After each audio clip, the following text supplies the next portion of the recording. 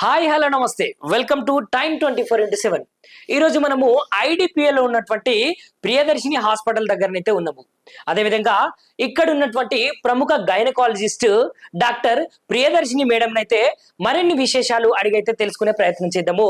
దీనికంటే ముందు Priyadarshini madam laparoscopic surgeon, infertility specialist అని చెప్పొచ్చు. నమస్తే మేడం. నమస్తే అండి. ఎలా ఉన్నారు మేడం? బాగున్నాను, మీరు ఎలా ఉన్నారు? మేడం నేను ఫైన్ మేడం. మేడం ఇప్పుడు ఐడిపిఎల్ లో ప్రియదర్శిని హాస్పిటల్ అనేది స్థాపించడం అయితే జరిగింది కదా మేడం.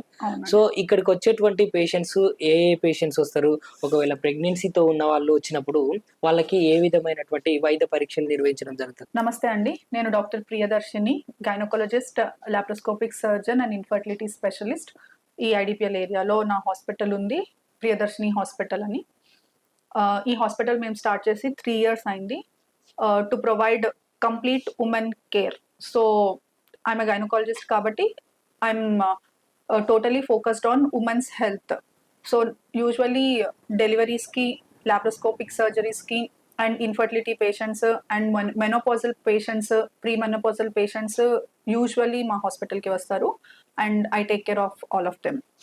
మేడం ఇంకొక విషయం చూసుకుంటే, ఇప్పుడు ప్రస్తుతం ఉన్నటువంటి జనరేషనే కావచ్చు, ఇక్కడ ఉన్నటువంటి వాతావరణమే కావచ్చు, ఫీమేల్స్ కు ప్రెగ్నెన్సీ అయిన తర్వాత 1 or 2 months లోనే వాళ్ళకి అబార్షన్ అవ్వడం జరుగుతుంది.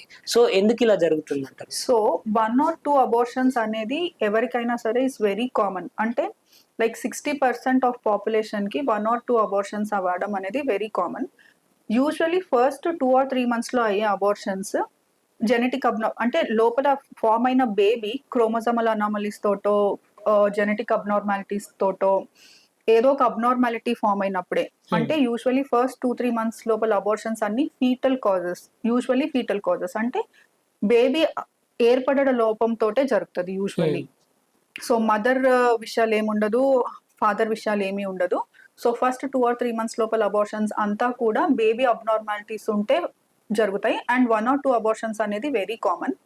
బట్ ఈ మధ్యన కొంచెం ఎక్కువ ఎందుకు అవుతున్నాయి అని అనుకుంటే, మనం ఎక్కువగా డిటెక్ట్ చేస్తున్నాం ప్రెగ్నెన్సీస్ ఒక రీజన్.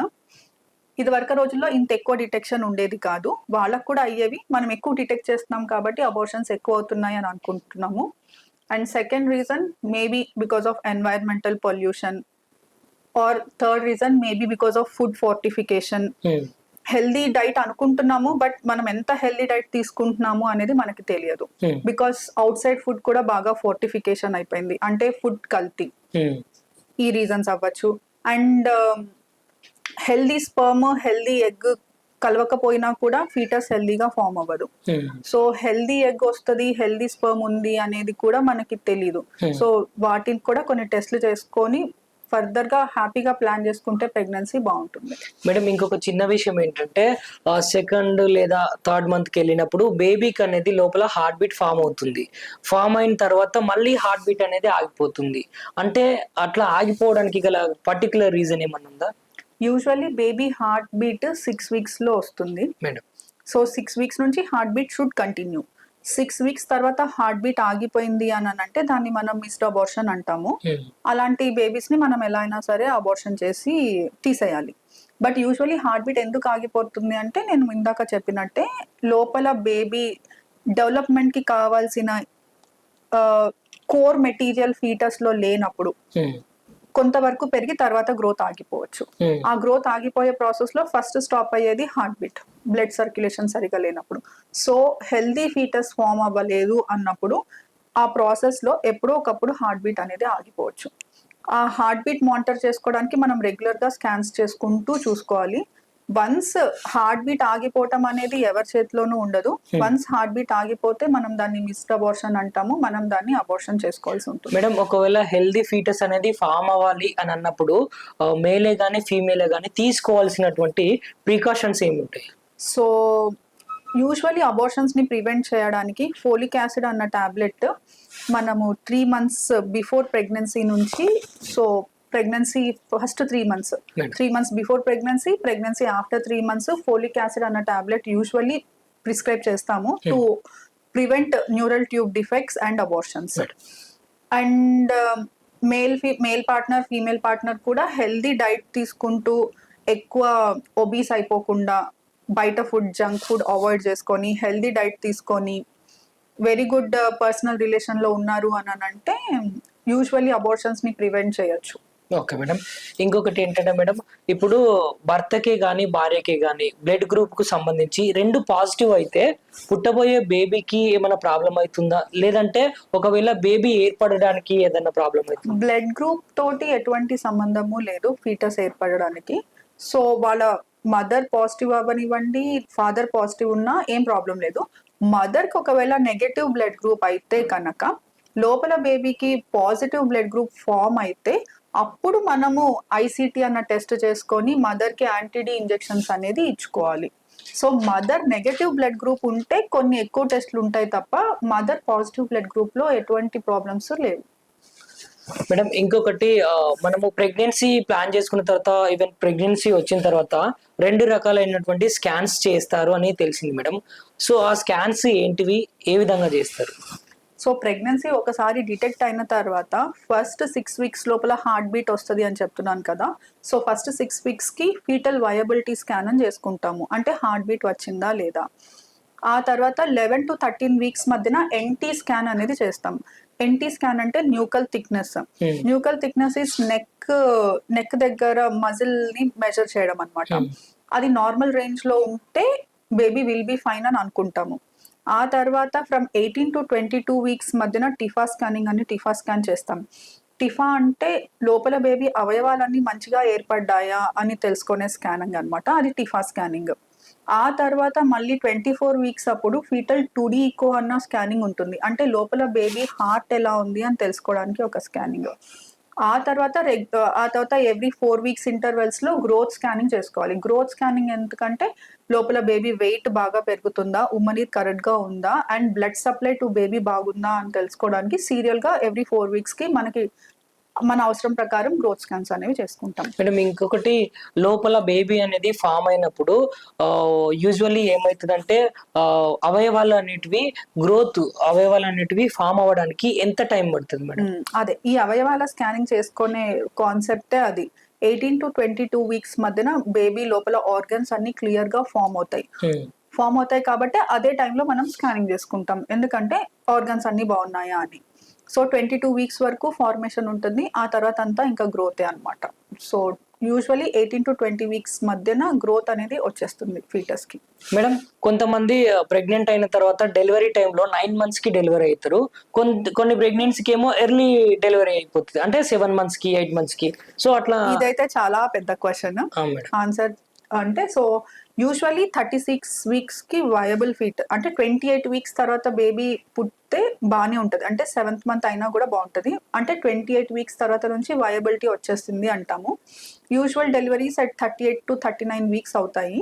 కొన్ని ప్రీటర్మ్ డెలివరీస్ అవుతాయి, దానికి రీజన్స్ ఏంటి అంటే గర్భసంచి వీక్ గా ఉండడము, లేదా మదర్ కి బీపీ షుగర్ ఉండడము, లేదా ఫీటస్ సరిగా ఎదగలేకపోవడము, లేదా బ్లడ్ సప్లై సంచికి సరిగా లేకపోవడం, ఇలాంటి కారణాల వలన ప్రీటర్మ్ డెలివరీస్ అవుతాయి.